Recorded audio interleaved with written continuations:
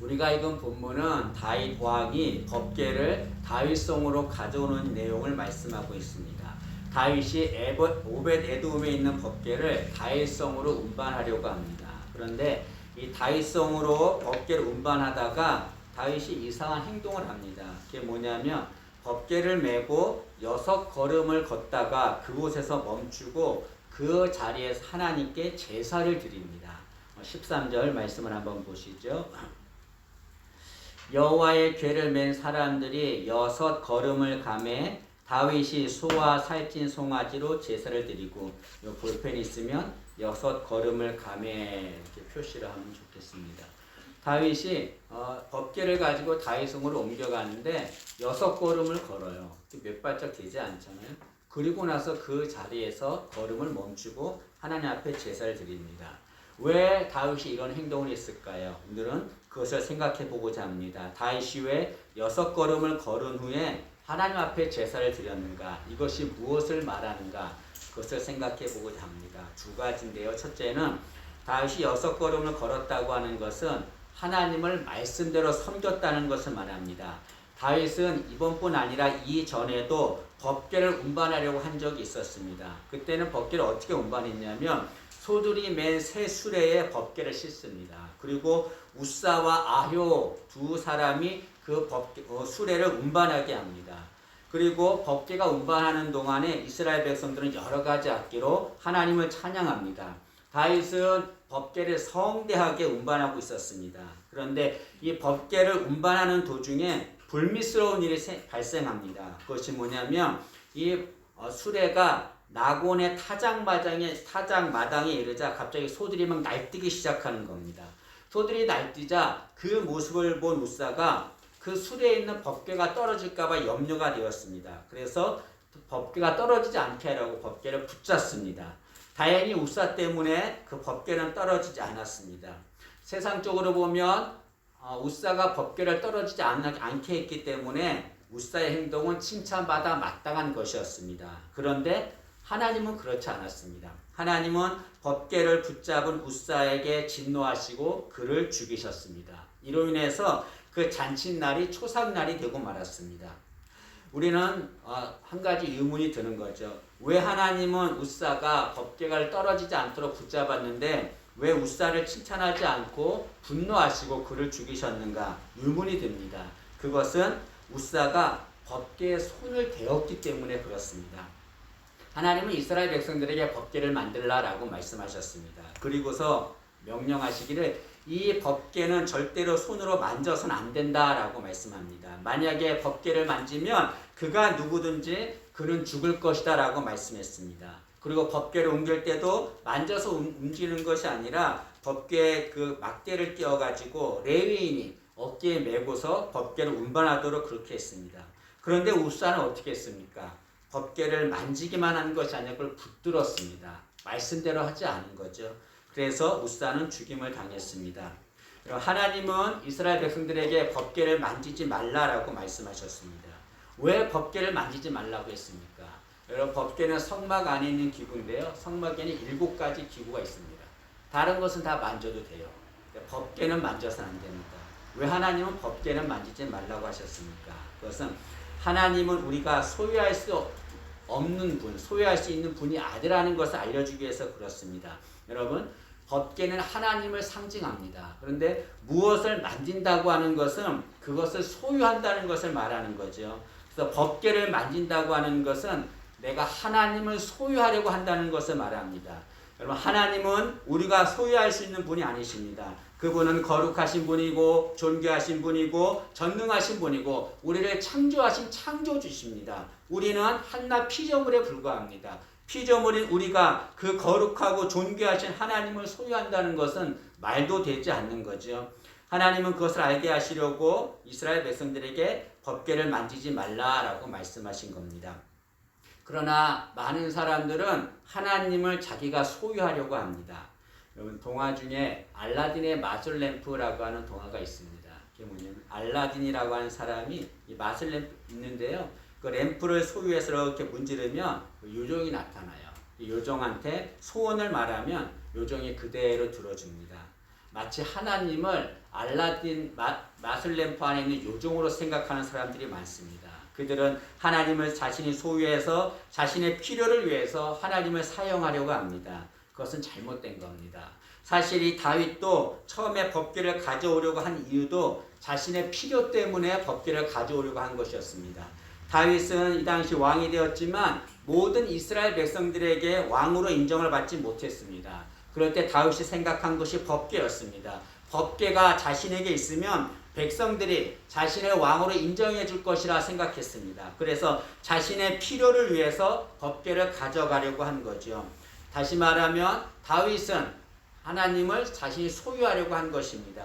그러나 우리가 꼭 기억해야 할 것이 있습니다. 하나님은 우리가 소유할 뿐이 아닙니다. 하나님은 우리가 섬겨야 될 뿐인 거죠.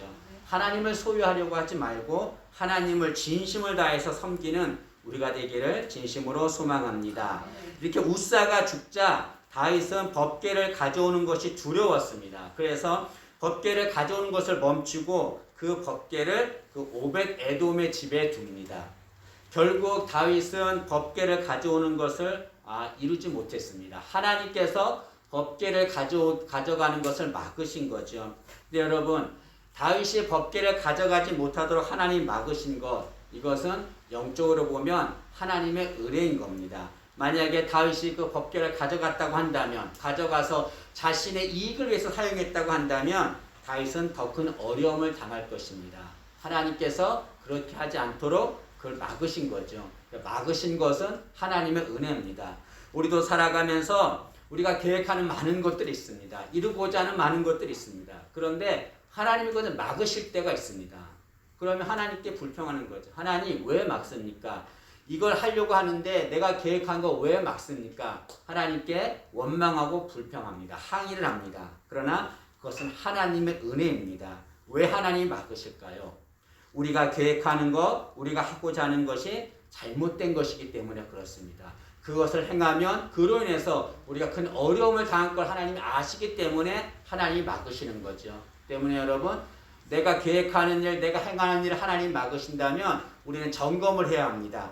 내가 계획하는 것이, 내가 행하는 것이 바른 것인지, 하나님이 원하는 것인지 점검해야 합니다. 그리고 점검해서 하나님의 뜻이 아니면 그것을 멈춰야 되는 거죠. 하나님이 우리 계획하는 걸 막으시는 것, 그것은 하나님의 은혜임을 우리는 기억해야 될 줄로 믿습니다. 이 법궤는 오벳 에돔의 집에 석 달을 있게 됩니다. 그런데 이 석 달 동안에 다윗에게 들린 소리가 뭐냐면 이 법궤를 모신 오벳 에돔의 집이 복을 받았다라고 하는 말을 듣습니다. 그 말을 들은 다윗은 법궤가 안전하다라는 확신이 들었어요. 그래서 그 법궤를 가져오기로 합니다. 근데 이번에 다윗은 그 법궤를 자신의 생각대로 가져오는 것이 아니라 하나님의 말씀대로 법궤를 가져오기로 합니다. 다윗은 지난번에는 법궤를 새 술에 실어서 가져왔습니다. 근데 이번에 다윗은 그렇게 하지 않습니다. 레위인들이 그 법궤를 메고 운반하게 합니다. 그런데 그 레위인들이 법궤를 어깨에 메고 걸음을 걸을 때 그 모습을 본 다윗은 정말 긴장감이 가득했을 것입니다. 왜 그렇습니까? 전에도 법궤를 옮기다가 우사가 죽었거든요. 근데 이 레인들도 혹시 법궤를 옮기다가 죽는 것 아닌가, 그 긴장감이 있었을 것입니다. 그리고 법궤를 메고 운반하는 레위인들도 무척 긴장하면서 걸었을 것입니다. 한 발 한 발 걸었겠죠. 그런데 걸어도 법궤를 메고 걸었는데도 아무런 문제가 생기지 않았습니다. 그러자 다윗은 법궤를 가져가는 것을 하나님이 허락하신 것이다라고 확신했습니다. 그래서 너무나 감사해서 6 걸음을 걸은 후에 그곳에 멈춰서 하나님께 감사의 제사를 드리는 거죠. 이것이 오늘 본문의 내용입니다. 이 사건이 우리에게 가르쳐주는 것이 있습니다. 그것은 무엇입니까? 하나님을 섬길 때는 하나님의 말씀대로 섬겨야 된다는 것을 말하는 거죠. 다윗이 그 전에 법궤를 가져갈 때는 자신의 뜻대로, 자신의 생각대로 새 술에 실어서 법궤를 가져갔습니다. 결과는 우사가 죽고 말았습니다. 그러나 이제 하나님의 말씀대로 법궤를 가져가자 하나님께서 법궤를 가져가도록 허락하신 겁니다. 다윗이 법궤를 말씀대로 모셔간 것처럼 우리도 하나님을 말씀대로 섬기는 자가 되어야 합니다. 이것이 본문이 우리에게 주는 말씀인 거죠. 사람들은 하나님을 섬깁니다. 많은 신앙인들이 하나님을 섬깁니다. 그런데 열심히만 섬기려고 하는 일이 있습니다. 그러면 하나님을 잘못 섬길 수 있습니다. 왜냐하면 인간의 열심은 잘못된 것일 수 있거든요. 여러분, 사도 바울은 열심을 다하여 주님을 믿는 자들을 핍박했습니다. 그리고 교회를 없애려고 했습니다. 사도 바울이 이렇게 한 이유가 무엇입니까? 그것이 하나님을 섬기는 것이라고, 그것이 하나님의 뜻이라고 생각했기 때문에 그렇습니다. 그러나 나중에 다메섹에서 예수를 만난 후에 사도 바울은 자신이 행한 것이 잘못된 것임을 알았습니다. 자신의 열심이 잘못된 것임을 알고 그 열심을 버린 거죠. 여러분, 이처럼 인간의 열심은 잘못될 수가 있습니다. 때문에 우리는 하나님을 열심을 다해 섬기는 것이 아니라 열심히 섬기는 것보다도 중요한 것이 있습니다. 그것이 뭐냐면 바르게 섬기는 거죠. 하나님은 열심히 섬기는 것이 아니라 바르게 섬겨야 합니다. 바르게 섬기는 것이 어떤 것입니까? 하나님 말씀대로 섬기는 것, 그것이 바르게 섬기는 거죠. 우리는 내 뜻을 가지고 나의 열심을 가지고 하나님을 섬겨야 되겠다 으쌰으쌰합니다. 그러면 그 사람의 마음속에 뭐가 있냐면 자신을 드러내고자 하는 마음이 있는 거예요. 내가 이만큼 열심을 다해 하나님을 섬겼다. 자신을 드러내기를 원하고 사람들이 자신을 인정해 주기를 원하는 마음이 그 마음에 있는 겁니다. 열심으로 섬기는 거죠. 그러나 나의 뜻을 버리고 나의 열심을 버리고 하나님 말씀대로 섬기는 우리가 되어야 될 줄로 믿습니다. 우리 모두가 다 열심이 아니라 말씀으로 하나님을 섬기는 우리가 되기를 진심으로 소망합니다. 두 번째로 이 법궤를 메고 6걸음을 걸은 후에 제사를 드렸다고 하는 것은 하나님께로 향했다는 것을 말합니다.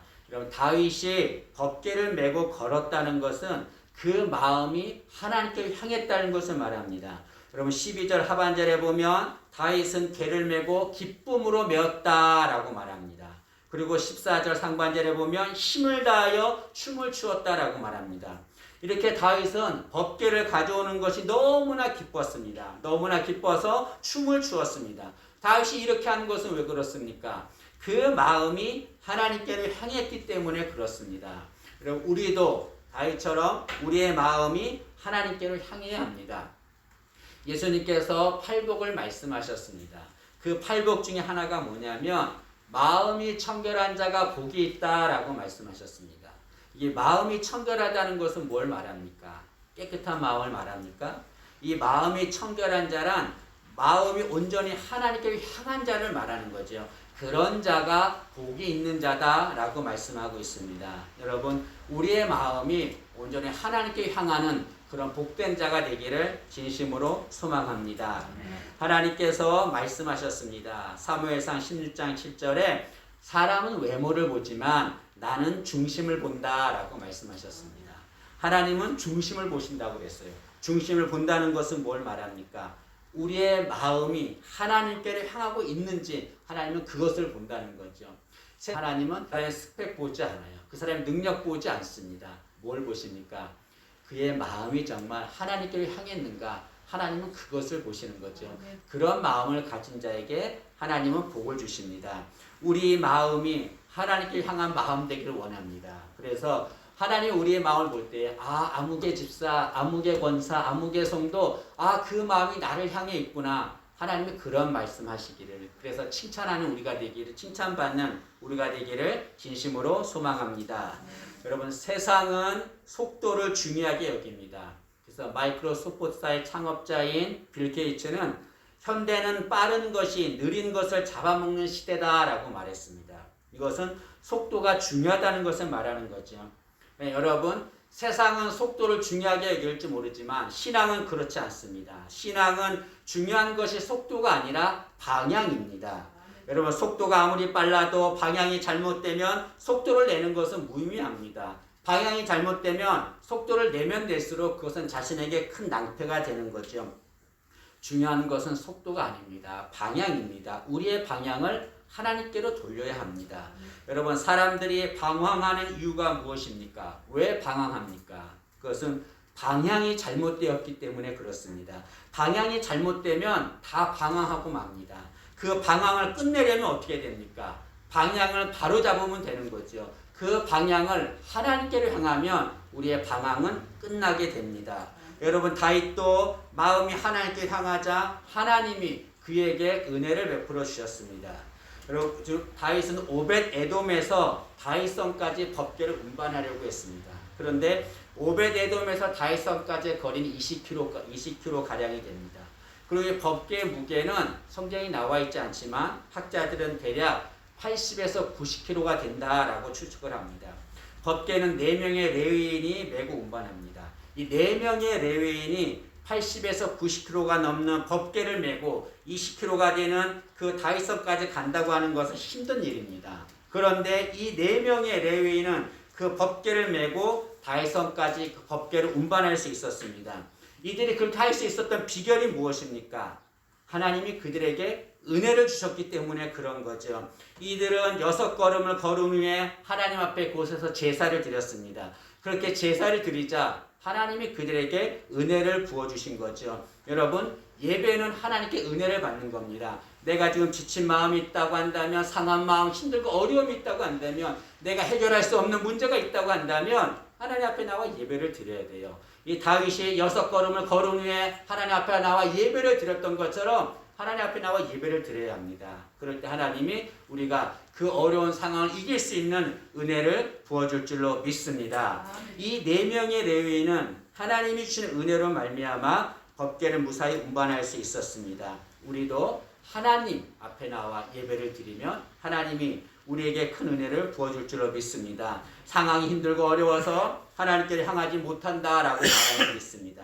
그러나 여러분, 상황은 누구나 다 어려움이 있는 겁니다. 상황은 항상 우리를 힘들게 하고 어렵게 합니다. 그러나 상황이 아무리 힘들고 어려워도 하나님께를 향해야 합니다. 하나님께를 향해 기도해야 합니다. 하나님께를 향해 예배 드려야 합니다. 그럴 때 하나님이 그 상황을 이길 은혜를 줄 줄로 믿습니다. 우리의 마음이 다 하나님께 향하는 그런 은혜가 임하기를 진심으로 소망합니다.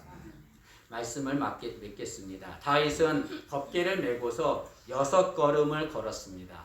6걸음을 걸었다고 하는 것은 하나님을 말씀대로 섬겼다는 것을 말하고 하나님께 향했다는 것을 말합니다. 여러분, 성경에서 7은 완전수를 말합니다. 6은 7에서 하나가 부족한 수입니다. 인간의 숫자를 말하는 거죠.